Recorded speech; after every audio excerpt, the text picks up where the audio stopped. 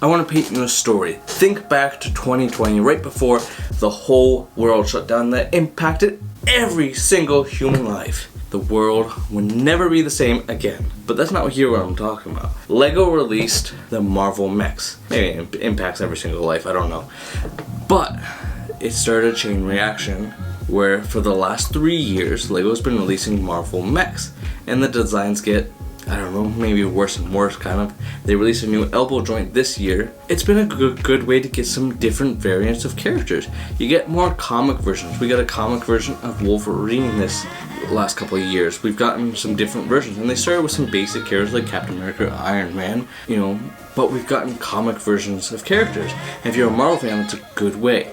Now, what does this have to do with Star Wars based on my title, right? You want to know. Some patience, and to the rest of the video is going to help here. But the picture is that Marvel kind of started this lineup, and it's rolling out to Star Wars coming this August 1st of 2023. We're getting the first 3 Marvel Mechs, and I've got thoughts. I don't know that they're good thoughts, but I've got thoughts, and I'm here to share with you them.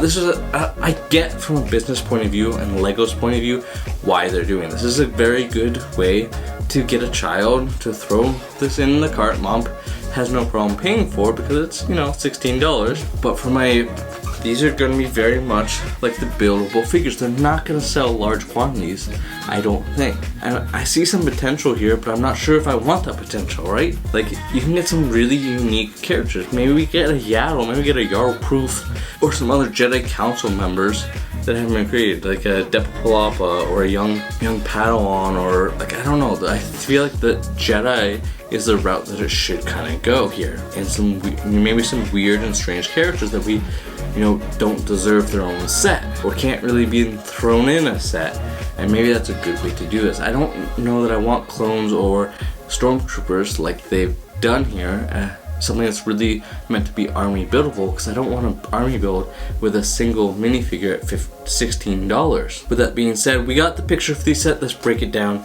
here in a second.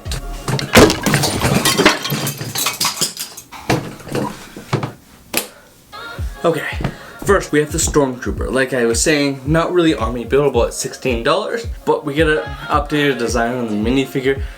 It's a Stormtrooper.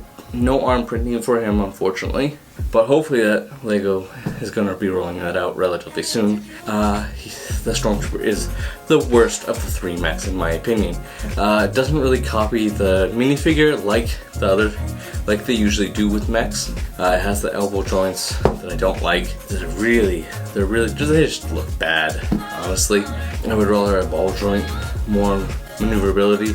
But I get it builds that structure. You can, get a couple of them in battle out like action figures. I get that. I understand where Lego's coming from with this. I just don't think that this was a good decision. This would have been good.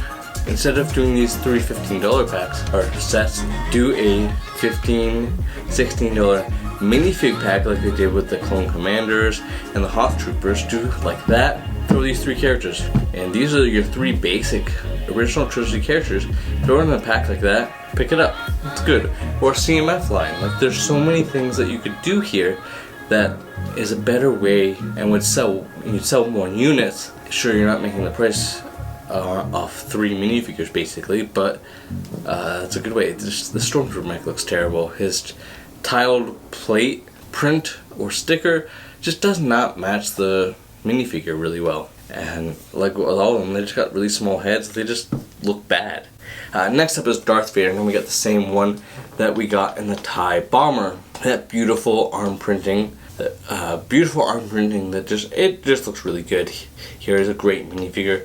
Only thing lacking is maybe a little bit of toe printing, but the mech itself looks somewhat decent. He's a decent minifigure, but one of the lacking things here is that cloth cape or brick built cape. I think you really needed to have a Darth Vader. Now, do you just do an oversized large cape on the small minifigure? I don't think so. I think you attach it to the build somehow, figure that out. And then the large lightsaber just makes sense here. It looks pretty good.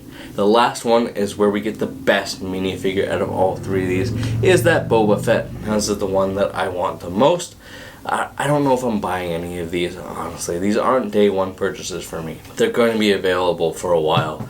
But that Boba Fett looks really good. You got the OT Boba Fett with arm printing. He looks pretty good, on par with the UCS or Cloud City Boba Fett. I don't think that the only thing he's missing is a cape, and the fact that he doesn't come with one kind of sucks here for $16. But honestly, he's not that bad.